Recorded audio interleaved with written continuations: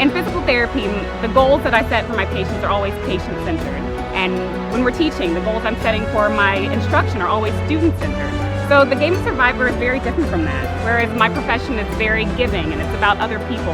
This is a very selfish game. And so if I let other people's needs and wants get in the way of my needs and wants and ultimately my goal of winning this game, that can certainly be a hindrance. But it's time to be selfish, and I realize that that's a part of this game. I want to play the game of Survivor because I'm a competitor through and through. That's what led me to the world of pageants, and that's why I stayed in the world of pageants, because I was winning. So this is a bigger challenge for sure than competing in the Miss America pageant or the Miss USA pageant.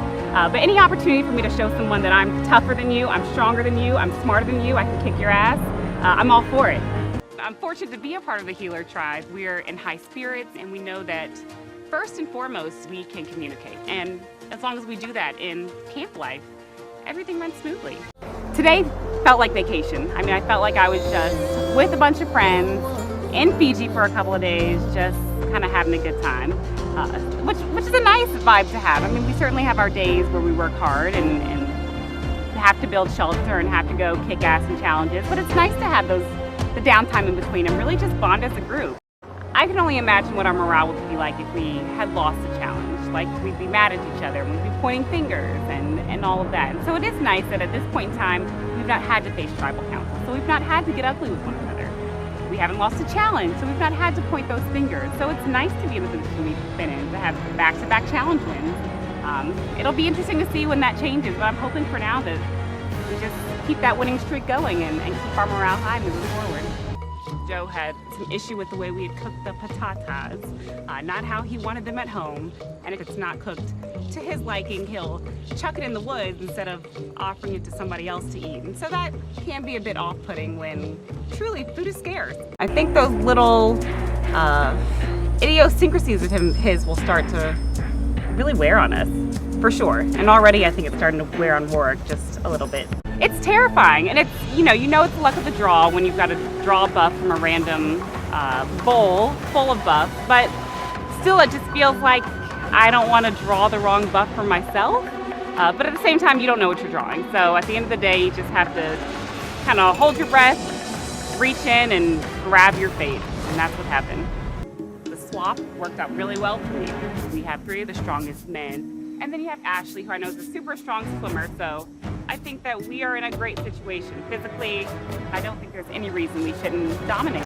So leaving that challenge, knowing that we're obviously not as dominant as what I'm used to, made me realize that it's time to really start thinking and playing strategy in this game. We didn't have to play strategy in the Soko tribe because we were winning. We're never going to tribal council. But I think there's a much greater probability for this new blue tribe to go to tribal council than I've ever experienced so far in this game.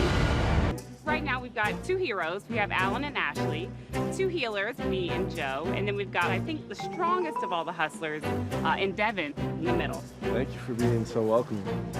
It would be easy for the 4 of us to just vote Devin out, but I'd rather work with him because he's potentially the swing vote. So to me it makes sense to get rid of the heroes because they're the 2nd strongest tribe overall in this game. Knock off as many of them as we can, and I think that Joe sees that as well. We know the heroes are never going to vote in our favor, so we got to get rid of them. Joe has lost his mind. He just blew up camp, and in the process, he blew up both of our games. And it was just an idiotic move, and now my name's on the chopping block. I'm just like pissed off. I'm already devastated, and we haven't even gone to tribal council. We won the sweetest reward so far, literally and figuratively. Not only did we have this like huge tray full of pastries, but a coffee brewing, tea brewing kind of set up after tribal council last night. We were clearly divided, but with this reward, it's time for us to come together as a team. And so I think we can do it. I do not want to go to tribal council again until the merge. That is my goal. So yeah, it's important for us to win. Keep that momentum going.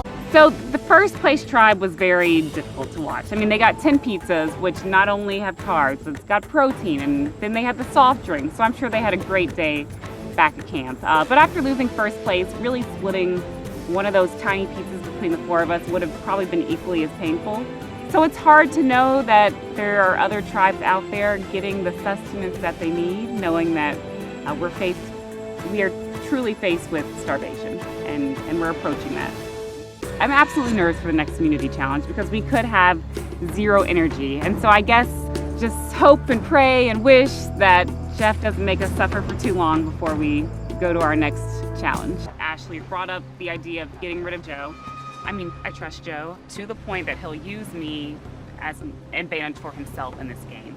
Beyond that, Joe is arguably the most strategic player out here, willing to do whatever it takes to make himself move further in this game. And that's going to maybe not always benefit me. So if the Lebu tribe has to go back to tribal council, I am actually considering getting rid of Joe at this point in time. We've had the tough job of coming up with a tribe name and painting a tribe flag.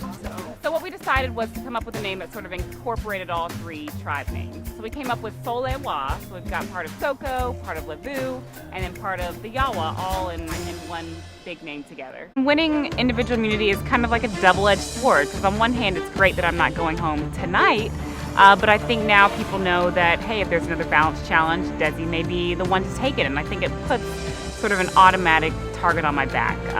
But you know, it is what it is, and I'll just keep on fighting and try to play the social game so that I'm not the next to go. I feel amazing. I got actually, like, this game has made me oddly emotional, but I got super emotional after the win. Like, it just sort of hit me.